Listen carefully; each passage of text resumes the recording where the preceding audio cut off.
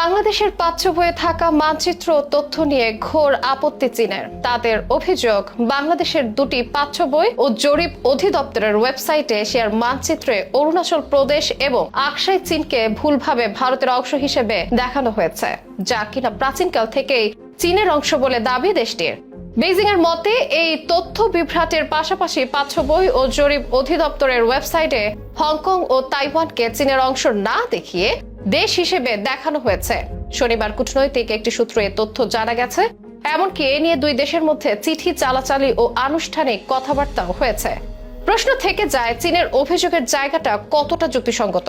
কি আলাপ হলো বাংলাদেশ ও চীনের মাঝে? তবে কি পাঠ্য বইয়ের পরিবর্তন আনা হবে, নাকি এই বিষয়টি বিরূপ প্রভাব ফেলবে বাংলাদেশ ও চীনের মধ্যকার সম্পর্কে? বিশ্লেষণের সাথে সেসব প্রশ্নের উত্তর খুঁজবো বিশেষ এই আয়োজনে।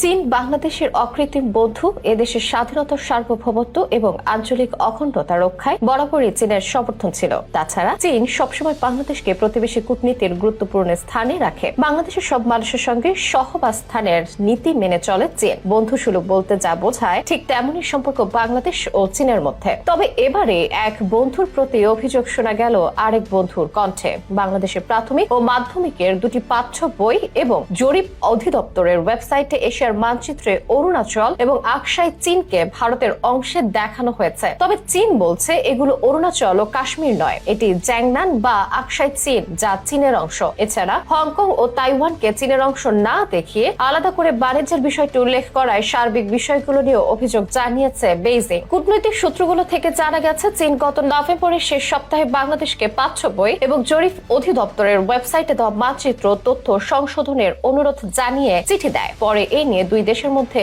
কথাবার্তাও হয়। তবে বাংলাদেশের অনুরোধের পরিপ্রেক্ষিতে এবং বন্ধুসুলভ সম্পর্কের খাতিরে চীন আপাতত এ বিষয়ে চাপ না দেওয়ার অবস্থান নিয়েছে।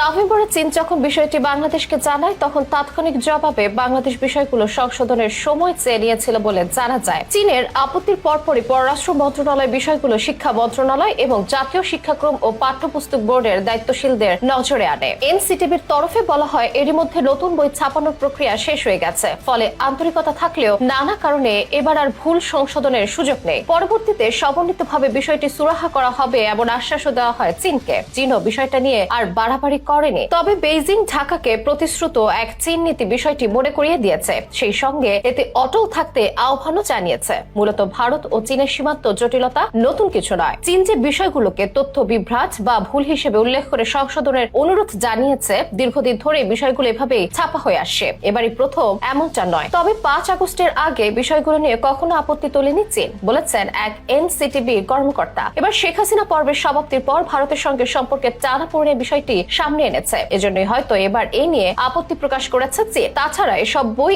এতদিন ভারতেই ছাপা হতো, এবার ভারতে বই ছাপা বন্ধ করা হয়েছে। মানচিত্র জটিলতার বিষয়টি চীন ও ভারত দুই দেশের। তবে বাংলাদেশের উচিত আন্তর্জাতিকভাবে স্বীকৃত পদ্ধতি ও প্রতিষ্ঠানকে অনুসরণ করে নানা ক্ষেত্রে বৈশ্বিক মানচিত্র ব্যবহার করা, এটাই মত বিশ্লেষকদের।